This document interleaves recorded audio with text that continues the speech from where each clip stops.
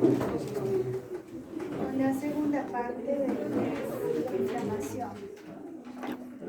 Entonces, antes de empezar, vamos a recordar lo que son las células inflamatorias que ustedes ya han visto. Recordamos que hay inflamación aguda y hay inflamación crónica. Y las células también van a variar de acuerdo al tipo de inflamación. Entonces, recuerden, vamos a ver los esquemas, después vamos a ver las imágenes. Vamos a tener a lo que son los linfocitos, que son las células inflamatorias crónicas. ¿Cómo son los linfocitos? Como ahí les estoy mostrando, son células redonditas, son moradas y de escaso citoplasma, ¿no? Tienen más núcleo, ¿no? Por eso se ven moraditas, se ven azulitas. Muy bien, vamos a tratar de ver en esta imagen histológica.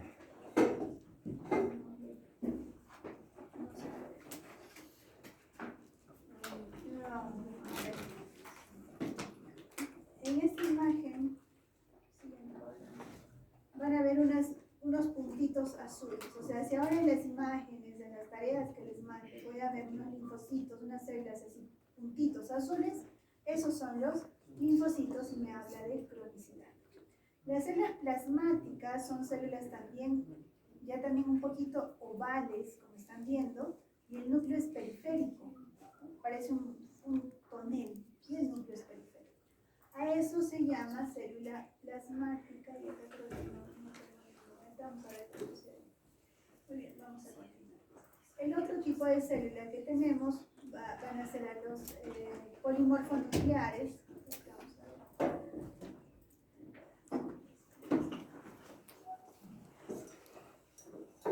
Que me hablan de agudeza, de algo agudo, y la característica, lo típico vendría a ser, por ejemplo, una apendicitis. Recuerden que la apendicitis es aguda, ustedes ya han visto cómo es un apéndice, también vamos a verlo en prácticas. Ahí vemos un apéndice secal. Vean, recuerden que los polimorfonucleares cuando salen forman la pus, o sea, cuando forman un líquido forman la pus, fibrina, y lo que ustedes están viendo en la cerosa acá es un material amarillento, fibrina, esto es pus. Entonces son polimorfonucleares los que vamos a ver, ¿no? Ahí vemos los cortes del apéndice. Y acá, vamos a ver. Al cortarlo, ustedes pueden, ya no van a ver la mucosa que ustedes han visto, sino ven una mucosa negra, oscura. Entonces, ¿qué creen que haya pasado con esa mucosa? Se ha necrosado. Esto es un apéndice ganglioso, en términos de necrosis, se ha necrosado, ¿no? Entonces, si hay necrosis, hay inflamación, y recordamos que la pared de la histología del apéndice tiene un epitelio y tiene una pared muscular, ustedes han visto, ¿no? Y tiene agregados linfoides.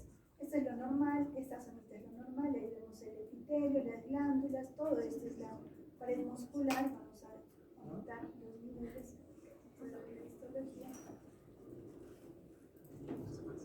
Y entre fibra y fibra muscular, cuando nosotros damos el diagnóstico de una apendicitis aguda, cuando vemos un polimorfo nuclear que está a nivel de la capa muscular. Entonces esas rayitas rosadas que ustedes están viendo son las fibras musculares, y si ustedes observan, entre fibra y fibra veo unas células que son medias rojitas, ¿no? Medias rojitas, que van a tener 3 núcleos, que son los polimorfonucleares, y este vendría a ser mi diagnóstico de apendicitis aguda.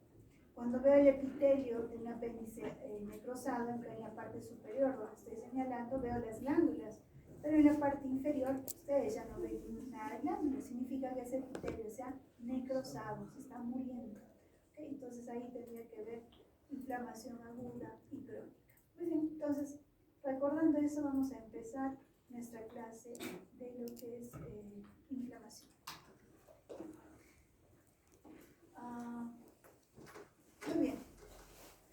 En general, para hablar de lo que es el tejido que se está dañando y se está lastimando, vamos a hablar de 3 cosas, de 3 elementos. Una presión hidrostática, la presión oncótica y la permeabilidad vascular. Y todos estos 3 van a jugar un papel importante, porque presión hidrostática tengo a nivel de lo que es la luz de los vasos. Oncótica, la presión que está en los tejidos, en las proteínas que están fuera, Y la permeabilidad vascular se va a dar por las uniones de los, recuerden que las células que tapizan los vasos se llaman endotelio. ¿Okay? Entonces, la permeabilidad, es decir, la separación entre endotelio y endotelio, estas tres van a jugar un papel importante cuando hay una inflamación. Entonces, cuando hay un daño celular, en general la inflamación va a ser un mecanismo de protección en general de nuestros tejidos. Por ejemplo, si hay una infección bacteriana, viral, ¿quiénes van primero? Nuestras células inflamatorias. Cuando hay un proceso de reparación, ¿quiénes van? Las células inflamatorias que después van a formarse lo que es los fibroblastos y la fibrosis, es decir, hay reparación. Entonces, la función de la inflamación es protección en general de todo nuestro cuerpo. Por ejemplo, en pediatría, por eso los pediatras siempre están un poquito en contra de usar los antibióticos en infecciones virales, porque obviamente su niñito está con fiebre, los papás están desesperados, y la fiebre no es más que una respuesta de nuestro tejido de protección. Lo mismo, la inflamación significa que nuestros tejidos se están protegiendo. ¿Okay? Entonces, cuando hay una lesión de tejido, va a ser porque hay una bacteria, hay un virus o hay algo externo que le está lastimando. Vamos a ver que las células inflamatorias, ya sean agudas o crónicas, van a actuar, y también quien juega un rol importante en este caso va a ser el vaso. ¿Ok, chicos? Entonces, la permeabilidad de los vasos es importante. Entonces, lo primero que se da es la alteración a nivel de los vasos. Los vasos en las paredes, en la unión, se va a tornar más permeable. Los vasos se van a dilatar, a eso se llama vasodilatación, y va a haber un reclutamiento, es decir, como hay una vasodilatación, la sangre se vuelve más lenta, a eso se llama éstasis sanguínea, y los polimorfos van a empezar también, que están en el vaso, se van a empezar a juntar en esa zona. Entonces, lo primero, frente a un daño, una lesión, va a haber cambios a nivel vascular. Los polimorfos, recuerden que van a estar a nivel de lo que es la luz, viene por ahí. Entonces, ¿qué pasa? Va a haber una alteración en la permeabilidad, como ustedes están viendo, hay separación del endotelio, por lo tanto, es fácil que el contenido del vaso salga hacia la parte externa. ¿Quiénes van a salir? Todo lo que es el plasma, etc., y a eso se llama edema. Entonces, por ejemplo, cuando ustedes se hacen una herida o hay una celulitis, la pierna de la celulitis se hincha, se edematiza, significa que hay inflamación y hay una alteración en esta unión de las células endoteliales. Lo tercero, como hay una éstasis por la vasodilatación, ¿qué va a pasar? Los polimorfonucleares aumentan en tamaño, se adhieren, como están viendo acá, a los endotelios, a las células endoteliales, y van a traspasar las células endoteliales rompiendo las uniones y van a llegar hacia el tejido donde está lesionado para empezar a destruirlo. Entonces, todo ese proceso es lo que pasa en la inflamación, y eso es lo que vamos a ver a continuación.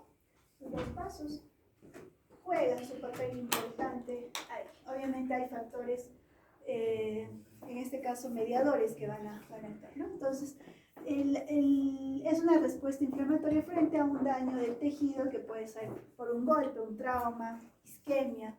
La neoplasia también es algo externo, un agente infeccioso, o si es un cuerpo extraño, por ejemplo, que estén inhalando, entre otras cosas, ¿no? Frente a eso se activan la respuesta inflamatoria, que se va a dar por mediadores vasoactivos como la histamina, serotonina, bradicimina, etc., que lo que ocasiona es vasodilatación. Lo primero que hemos visto, tiene que vasodilatarse y la permeabilidad vascular incrementa.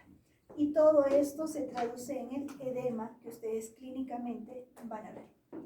Ahora, ¿qué otros factores quimiotácticos tienen que actuar? Vamos a encontrar, hay otros, las quimiosinas, entre otras sustancias, que van a estimular a que las células inflamatorias lleguen a la lesión, porque tiene que haber algo que diga, ven para acá, ¿no? Es algo que estimula a que las células vengan.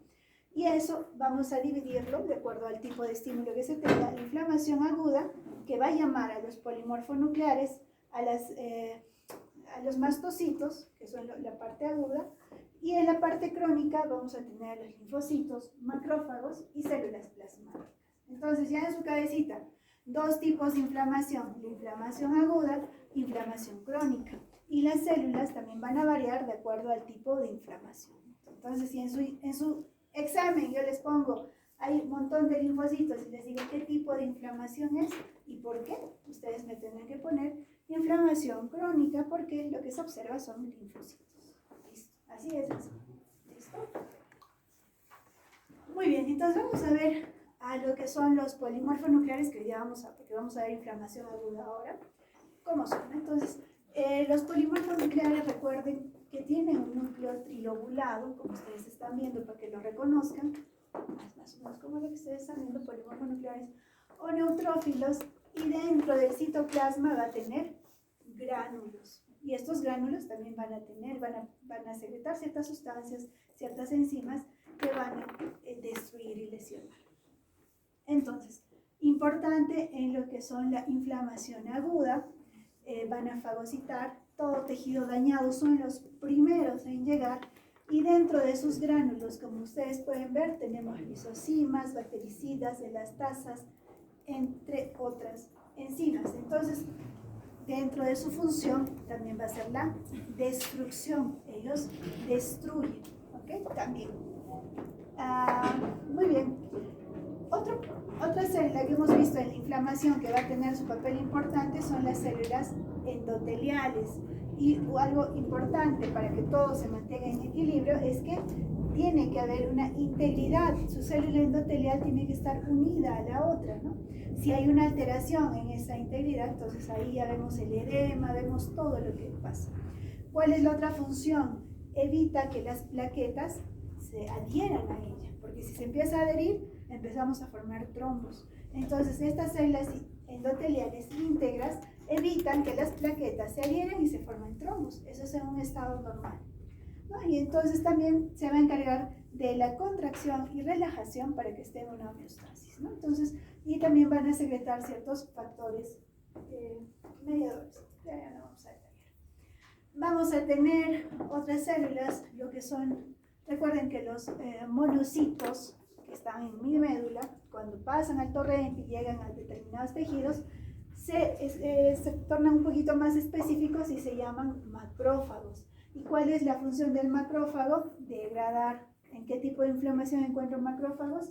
En las crónicas. Entonces, son, en mi época, los Pac-Man todavía que comían, en su época no sé qué cosa, pero empiezan a degradar todo eso. Muy bien, entonces ahí tenemos varias sustancias efectoras, etc., que van a tener los macrófagos. Vamos a hablar de los eosinófilos, los mastocitos también vamos a ver, de los eosinófilos importantes para lo que es las reacciones alérgicas. Cuando veamos asma, sobre todo el asma que vamos a detallar, vamos a ver que el infiltrado que vamos a tener va a ser rico en eosinófilos, porque ellos van a estar asociados a procesos alérgicos, parasitosis, etc. Es por eso que cuando hay un paciente que tiene parasitosis y le toman un hemograma, lo que van a ver son los eosinófilos alterados, ¿no? Entonces es importante recordar eso. Parasitosis y alergias son los eosinófilos. Y ahí tenemos un montón de infiltrado inflamatorio. Entonces vamos a ver con lo más sencillito, estas redonditas que ven acá. ¿Qué serán, chicos? ¿Qué serán? Son los linfocitos. Vean que es redondito, núcleo morado, no tiene casi citoplasma. Estas que están acá, ¿qué serán? Que parece un tonel, núcleo un costadito. Células plasmáticas, ¿no? Entonces recuerden que las plasmáticas, esta también es una plasmática. Vean, el núcleo está en la periferia, ¿no? A diferencia de este es todo moradito, en este caso el núcleo está un costadito. Y los macrófagos son estas células más grandes, como unos Pac-Man, son mucho más grandes, ¿no? Entonces células inflamatorias. ¿Cómo se ven los polimorfonucleares? No está tan bonito en esta imagen, pero van a tener un citoplasma un tanto rosadito y van a tener como tres lóbulos a nivel nuclear, ¿no? Entonces, como este. Entonces, ese es un polimorfo nuclear. Muy bien, vamos a hablar de inflamación, la inflamación aguda. Muy bien, entonces hemos visto que en la inflamación, que juega un papel importante, viene a ser los vasos. Entonces, la inflamación es aguda, es una respuesta rápida. ¿Para qué? Para que los leucocitos, los polimorfos nucleares y las proteínas lleguen al lugar donde se está produciendo el daño. Entonces, lo primero que ustedes van a hacer, siempre comparen lo normal de arriba con lo de abajo. Si ustedes ven, las arteriolas se tornan más gruesas, ¿no? Se vasodilata. Y ese es el primer cambio que se va a ver. Hay una alteración en el calibre vascular. ¿Qué más hemos visto? A nivel de las células endoteliales, hay una separación, lo cual permite la salida. ¿De quiénes? En lo normal, podemos ver linfocitos, uno que otro, linfocito, macrófago, pero como hay un incremento, hay una lesión, hay un llamamiento de las células inflamatorias, las células que están en mi torrente sanguíneo empiezan a salir hacia la parte dañada. Entonces ahí lo que voy a ver es la migración de los neutrófilos, van a salir, ¿no? Entonces hay cambios que van a permitir la salida de proteínas y leucocitos, y los leucocitos van a migrar al lugar de la lesión. Recordamos que en el vaso tengo presión hidrostática, oncótica, etc., que va a salir, hay un incremento en la permeabilidad. Por lo tanto, hay una salida de proteínas junto con el plasma, y eso ocasiona un edema, hay un hinchazón. Entonces, en toda inflamación aguda, ustedes van a tener edema. Si ustedes han hecho una herida en la mano, en la piel, van a ver que inmediatamente se torna rojo y se torna un poco hinchado. Y por eso se pone un poquito de hielo para que baje y desinflame un poquito más. Muy bien, entonces, ¿qué pasa con los vasos durante un proceso agudo? En la parte superior vemos un vaso normal. Hemos hablado de la presión hidrostática y la presión oncótica, que juegan un papel importante. Y a nivel de los vasos, dentro de los vasos yo voy a tener células y voy a tener proteínas también. ¿Qué pasa cuando hay una alteración en la permeabilidad, como lo que ustedes están viendo? Entonces, las células endoteliales se están separando, entonces va a permitir la salida de los líquidos hacia la parte externa. ¿Y qué va a salir? Van a salir las proteínas y polimorfonucleares hacia la parte externa. ¿A eso cómo se llama? Exudado, ¿no? Entonces, en los vasos pequeños, el exudado va a ser rico ¿en qué? En proteínas, va a ser rico en células, por tanto la densidad es mucho más alta. Y hay daño endotelial. En cambio, ¿a qué se llama trasudado? Esto parece la diferencia. En el trasudado no hay una alteración de la presión oncótica e hidrostática, pero como ustedes pueden ver, las células endoteliales siguen unidas, no hay una alteración. O sea, no va a haber una fuga ni salida así como con proteínas, con alta densidad, no. Entonces, en este caso, por ejemplo, se va a dar en lo que es las enfermedades sistémicas, ¿no? Falla, una insuficiencia cardíaca, insuficiencia hepática, insuficiencia renal. Entonces, en las insuficiencias, lo que ustedes tienen son los trasudados, y en las otras enfermedades, por ejemplo, infecciosas, lo que ustedes van a tener son exudados.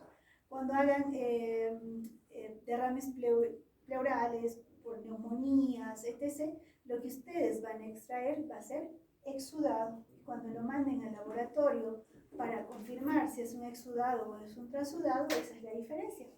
El exudado, hemos dicho que va a ser rico en proteínas, polimorfos, entonces por lo tanto la densidad es mucho más alta, es algo turbio porque hay polimorfos nucleares, y las proteínas también son altas, son más de 3, y la cantidad de neutrófilos también es alta. A diferencia del trasudado, que es un líquido más clarito, no es tan rico ni en proteínas ni en nada, ¿no? Entonces en baja densidad. Esa es la diferencia entre, cuando ustedes vean la parte clínica, entre lo que es exudado y trasudado. Muy bien, retornamos a lo nuestro. Habíamos visto que hay una vasodilatación, o sea, ni bien se da la lesión, lo primero que se hace es la vasodilatación, y lo que se da son las arteriolas. Como ustedes recuerdan, hay arteriolas, entre arteriola y vénula hay un lecho pequeño de comunicación entre ambas, ¿verdad? Por acá deberían hacer los vasos linfáticos. Entonces, ¿qué pasa? Esta comunicación empieza, si comparan, empieza a haber más comunicación, se hace más gruesa, se hincha para que esto pueda fluir de mejor manera. Entonces, se aperturan nuevos lechos de capilares, todo eso es capilar, y lo que incrementa el flujo y lo que va a causar el aumento de calor y también rubor, se torna roja eso, ¿no? Porque hay una éstasis, porque se mantiene ahí, ¿no? Entonces, eso se da por lo que es la histamina, el óxido nítrico, etc., que actúa a nivel del músculo liso en los vasos. Muy bien, la permeabilidad se va a incrementar, ¿no? Y como hay un incremento en la vasodilatación, las células que están en la sangre también van a pasar lentamente. Entonces, a eso se llama congestión vascular o éstasis. Y eso se traduce en el enrojecimiento que ustedes van a ver frente a una lesión aguda, ¿no? ¿Por qué se torna rojo? Porque hay una éstasis sanguínea ahí. Muy bien, ¿qué más va a pasar? Se van a expresar ciertas sustancias, ciertos mediadores, para que los leucocitos se puedan adherir al endotelio y posteriormente pasar a través de él y llegar al tejido que está siendo lesionado. Entonces, hemos visto los diferentes mediadores, la lisinina, etc. Muy bien. ¿Qué es lo que va a pasar? ¿Cómo hay la fuga? ¿Cómo pasa a través de los vasos estas células? Entonces, en la parte superior tenemos lo normal, ahí vemos al endotelio, unido con el endotelio, recuerden, célula con célula, van a tener moléculas de adhesión y descansan sobre una lámina, sobre también la cual tienen una adhesión. Entonces, ¿qué va a pasar con las células? Las células se van a retraer, por eso se empiezan a achicar y dejan espacios, ¿no? Entonces, esta retracción se va a dar por la histamina, bradicina, neuropéptidos, etc. Y va a permitir ese espacio para que tanto el líquido y las células y las proteínas puedan pasar a través de esto. Entonces, esta respuesta es casi inmediata. A los 15 minutos que ustedes se hacen una lesión, nuestras células endoteliales empiezan a contraerse y empieza a producirse el edema. ¿Okay? Después, ¿qué va a pasar? Hay una lesión directa, los polimorfos nucleares se van a adherir al endotelio y pueden llegar a lesionarlos y destruirlos directamente, o si es un trauma, por ejemplo, la quemadura que va a lesionar directamente al endotelio, entonces en este caso ya hay una destrucción por áreas del endotelio, lo cual también va a permitir que pasen los líquidos a través de ellos, ¿no? Entonces, este incremento del traspaso a través de ellas se llama transitosis y es el transporte de líquido y proteínas que se va a dar a través de la pared del vaso. ¿Ok, chicos? Entonces, eso es lo que pasa con nuestra permeabilidad, la fuga vascular. Las células endoteliales se lesionan. Muy bien, entonces, a ver, vamos a ver, solamente esta imagen es para que vean. Esta es una vénula normal, célula endotelial con célula endotelial, vean que están muy juntitas, no hay espacios. Cuando ya se empiezan a activar las lesiones, o sea, la histamina, la bradicina, las células se contraen y dejan los espacios a través de los cuales fluye líquido y fluye proteína, y en algunos casos, cuando hay una lesión directa se destruye el endotelio, como pueden ver acá. Entonces, peor, hay una denudación, es decir, no tengo célula, y también hay una fuga de proteínas y líquido a través de esa zona. Muy bien, lo que quiero que vean acá son todos los que van a actuar. Vemos a la histamina, la serotonina, el óxido nítrico, que va a actuar a nivel de las células, ¿no? El endotelio, las células plasmáticas, lo mismo que acá, y todo esto va a incrementar la permeabilidad vascular, lo cual se traduce en un edema. Entonces, al inicio de la lesión veo enrojecimiento, eritema, dolor, calor y edema en una lesión. Les comentaba, a nivel de lo que es la unión en los capilares, justo en esa unión entre lo que es arteriol y vénula, nacen los linfáticos. Entonces, ¿cuál es la función de los linfáticos? Ellos tienen que captar, todos los líquidos que se extravasen en esta zona van a ser capturados por los vasos linfáticos.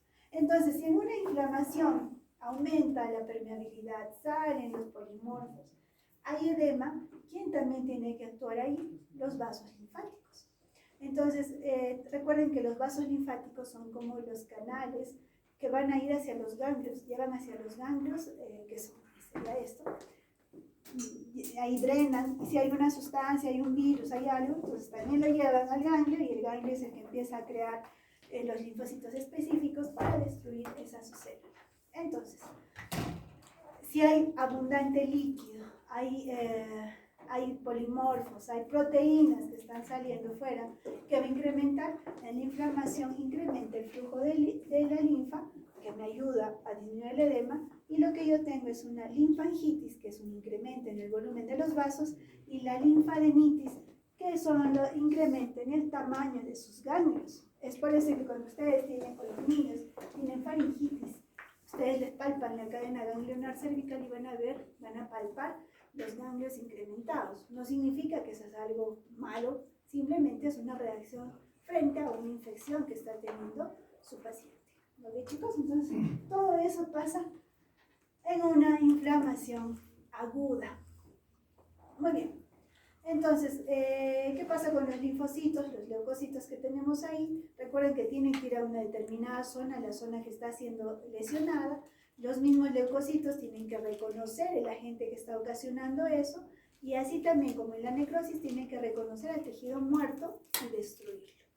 Y obviamente lesionar. Entonces ahí acaba todo el proceso de inflamación, pero ahorita vamos a entender cómo pasa del vaso linfático hasta el tejido.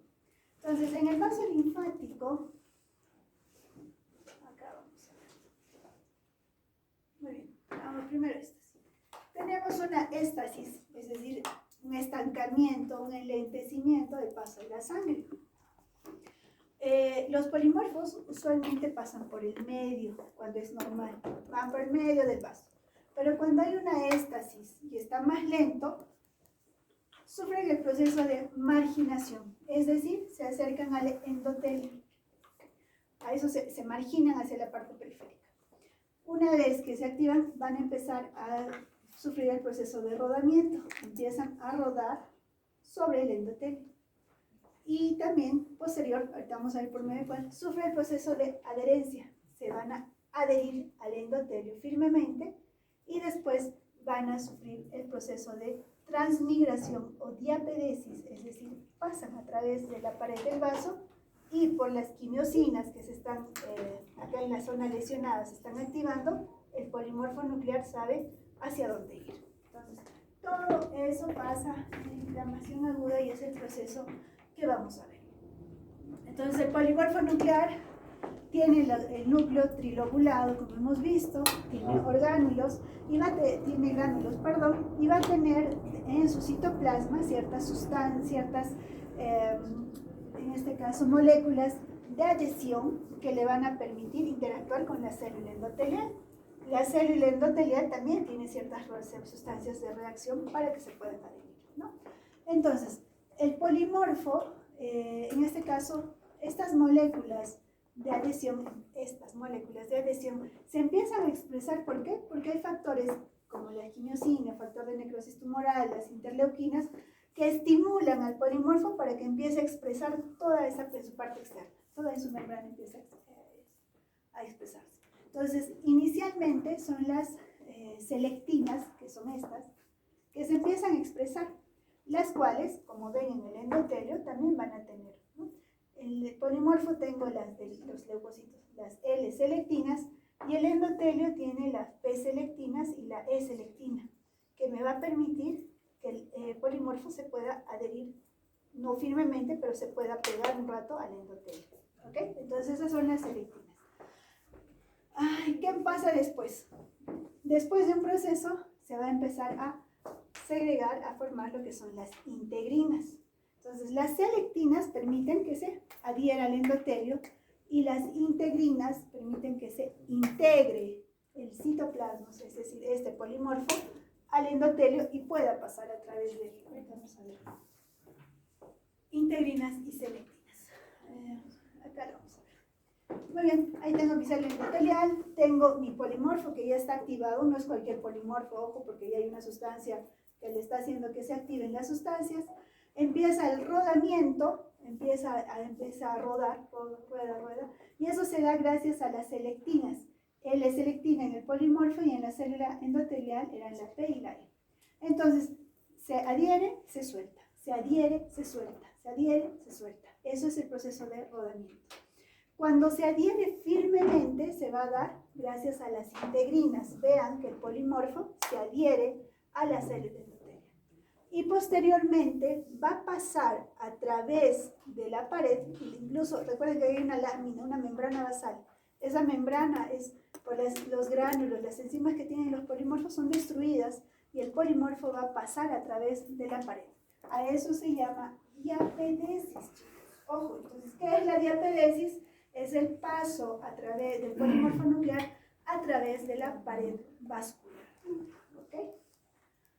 Muy bien, entonces esta diapedesis, como pueden ver en la célula endotelial, no solamente, recuerden que tiene las células endoteliales, tienen sus, chicos, tienen sus, no van a tener solo lo que son las integrinas, las selectinas, sino también entre células y células van a tener unas uniones firmes, que en este caso, estas moléculas entre célula y célula también van a empezar a destruirse, o sea, se van a empezar a separar y a través de ellas el polimorfo empieza a migrar. ¿Okay? Entonces, esa es la diapedesis o transmigración. Y es así como que el linfocito llega al espacio extracelular, extravascular, y va a ir hacia el tejido donde está la lesión. ¿Y eso por qué se da? Porque hay un gradiente químico que es secretado por las bacterias, virus, etc., que le hace el llamamiento y va directamente hacia la zona de la lesión. Los polimorfos nucleares, chicos, solamente van a ser sustituidos a las 24 o 48 horas por los monocitos. Entonces, los polimorfos nucleares mueren también en las 24 horas que han pasado todo eso para limitar la infección o el daño que está dando y se está realizando, ¿no?, nuestro tejido. Entonces, los linfocitos, los polimorfos, una vez que lleguen hacia la zona de lesión, van a empezar a secretar ciertas sustancias, dependiendo, esta es la membrana de mi polimorfo, van a empezar a secretar ciertas sustancias dependiendo a qué tipo de agente estén enfrentándose. Si va a ser un microbio, vamos a tener los receptores tipo señuelo, dependiendo de qué tipo, si es bacterias, virus, lo va a atacar. Puede destruirlo también con receptores de quimiosinas o puede empezar a fagocitar dependiendo del tipo de agente, del tipo de lesión que se tenga, y también se va a ayudar por lo que es las proteínas G, ¿no? Que, bueno, al final lo que se hace es matar al agente que esté ocasionando. Entonces, una vez que llega al tejido, mi polimorfo nuclear empieza a secretar sustancias específicas en la periferia para que de acuerdo a eso destruyan a mi célula, ¿no? Entonces, y se da la fagocitosis y destrucción de la sustancia que se esté dando. Y creo que hasta ahí llegamos. Listo, chicos, eso es inflamación aguda, es sencillo, tienen que recordar tipos de células, cómo el polimorfo nuclear pasa a través, por qué procesos, recuerden, se activa, tienen que activarse, rodamiento, que se da gracias a las selectinas, después integrinas se adhieren y después la transmigración o diapedesis a través de la pared. ¿Ok, chicos? Y por las quimiosinas llegan hacia el tejido donde está siendo lesionado para destruir a la bacteria, virus o a lo que está ocasionando el daño. ¿Preguntas? Ya, listo, chicos. Acabamos el día.